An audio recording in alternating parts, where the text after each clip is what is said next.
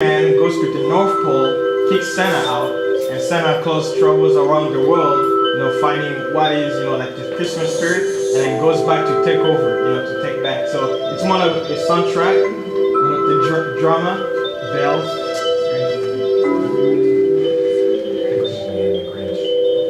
Yeah, the Green Man is supposed to be the Grinch, but because of copywriting, see?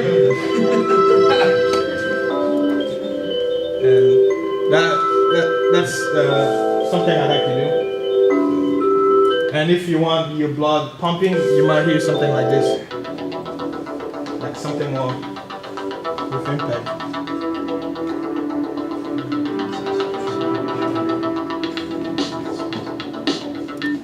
Well, I don't want to give it too much because you guys will get too excited and I don't want to spoil you. But pretty much, I love doing what I found out. Like, it's a skill. I think it's godly given because I didn't ask for it. My mind was, doing art, and then this comes a long way. So I don't want to just give it. There's a purpose for everything. So what I try out there is, put myself out there and see, my potential in the music world. And I don't know, maybe in the future it might take me somewhere. And I actually have been influenced by my friends who are in bands. And sometimes they come into me to get ideas because, like, I've kept most of my things secret, but now I'm trying to put it out there. And the things I'm doing now, like for an example, I have my song on 5 major iTunes countries, like Australia, Canada, Japan, USA, and Canada. But some artists, let's say who are actual bands, who do gigs, they don't even have it. They're still trying to get a manager when they can do it themselves. So it's all about being indie. And let's say my sales on iTunes, they get 9% and I get 91%. But on some website you get 100%. So doing it yourself is much better than relying on it. Have you sold any on iTunes? Yes, I've sold like I don't usually keep track, but I'll say there was one time I missed $150 on my paid rent, and I had to drag all the money that I've made to actually help me in that moment. So pretty much I've made some money on it, but it's not something I put my mind into. I just let people discover who I am. I usually put my full songs whenever I put it on this website called CD Baby, where let's say I made this CD on my own and I just ship it to them, 5 of them, and for $55 they'll have it on their website. You get 91% of, like, let's say for example if you sell a CD for like $8, they will always keep $4 from it. And the MP3, usually MP3 is better because CDs, who buys CDs anymore? Unless if you want to keep it. So, yeah. But I think that's what I do now, and I hope in the future people will recognize my art. Well, very nice. Can we ask them a few questions? I mean, we're past our hour, but can we go a few more minutes? Sure. No, I got you. Okay. Yeah. Because it's a good transition because I'm interested in how the digital artist makes money in today's culture, and Romy started it off, and you mentioned it too. The first one you had soft sell in it, right? Or some derivative of that. We're in a remix culture, so we're taking bits and pieces from everywhere, and the copyright people are saying, no, we can't do that, and society and our culture, with where we're at today, because technology allows us to do this. It allows you to produce your own CD, distribute it, play around with the program. You can download it off the web probably for free. If you and if you send the dates back in time, you're gonna have the full version.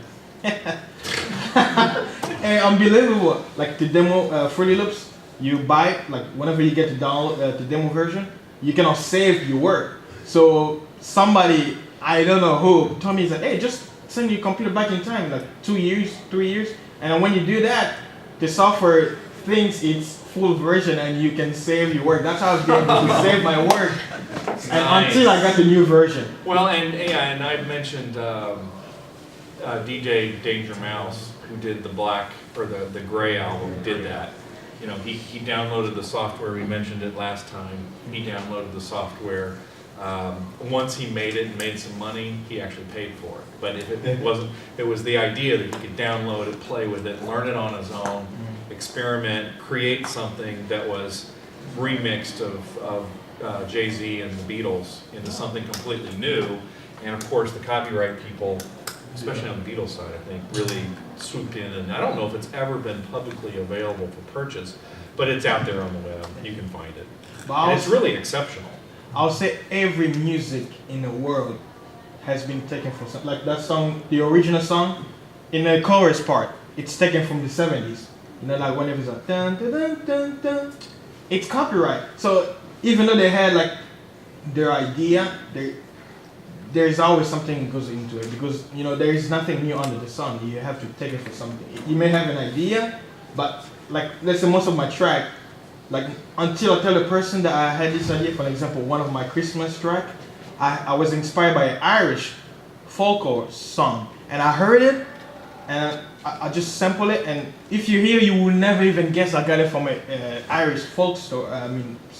Traditional music, but because I heard it, so I would say he inspired me, but I'm not gonna claim that I was inspired fully. You know, like, well, if you had sampled the entire piece, then you would have copyright. Yeah, it's like taking a like reverse. So you know, like to make it something mine instead of being the original one. So Romy, you had mentioned at the beginning the market for short films and how difficult that is. Is the internet providing us a market? Is something evolving out there where I can go, and if I like your films, I can do what I do with Karis and go to iTunes and download his music? I can go to your site, pay you $1, $5, whatever it is that you're interested in? Well, I mean, the internet is free. Like, it's very, very difficult to make money off of it. I mean, you could, the mechanism by which, I mean, I could link to a site that then sells a hard copy, or I provide you with a higher quality download. Right. But honestly, it would be difficult to just even cover my bandwidth. I mean, there are sometimes people who set up a PayPal, kind of a tip jar, like hey, tips to the filmmaker. There are prizes that get awarded sometimes. You know, it's easier for people to consider them for that. But I don't know. I think part of it is that just most people who go into film understand that short films are just an audition for you to do features. You make money making a feature film. Right. So then this is your way, because what we're seeing a lot in music is free. So you give away your art for another purpose. So you get the feature film that you're looking for, the directorial, or you do it as people come to your concerts, they buy your merchandise. Exactly. Kyle's been struggling with this a little bit too. Well, how does he make money on green? One way I've seen that some people make money, and I've been thrown in this direction. They're like machinists. I know like there's one out there that's called Red vs. Blue, a group out of Austin. They use like video games to create their own movies. And I know at one point that basically you can only go back so far. And if you wanted to like watch like seasons 1 or 2, you pay like $10 and they give you access to that. I've even seen some webcomic artists who basically started their own animations, and you can't watch it. You had to buy like if you want to watch the whole season, you got to pay like $10 or $12, and they actually made money off it. Just because some people love the comics so much, and they'll throw small trailers up on YouTube saying, "Hey, this is what I'm doing. You want to catch these?" And they'll start doing seasons of them, like 3 or 4 minute episodes, 12 of them, and they make sort of money that way. We're seeing examples of it. Are you familiar with I know you are. Ask a Ninja. Right. Oh yeah. Ask a Ninja is the guy who dresses up as a ninja, and it's a video podcast, and he's got you might even look for it. Yeah. But he's on camera, and basically his audience asks him a question, and then he speaks in ninja, so everything has got It's all about you. Yeah, it's all over the top. Anyway, there was 2 of them: guy shooting the camera and the guy who was on. And he's a big, heavy-set guy, and he's all dressed up, and he comes up, and it's actually really funny. And what happened with him is he turned it into kind of what Kyle's saying, over time. But see, they have all their backlog free to watch. Well, they have it all that, but he's also selling a DVD, CD yeah. and a DVD. Yeah. He's gotten, then a store opened up, so then there's that kind of merchandise going on, and then now he's got a book. Yeah. Well, I mean, I think that's something that's true. I mean, film has still not found its model here, but I think that both looking at music and looking at webcomics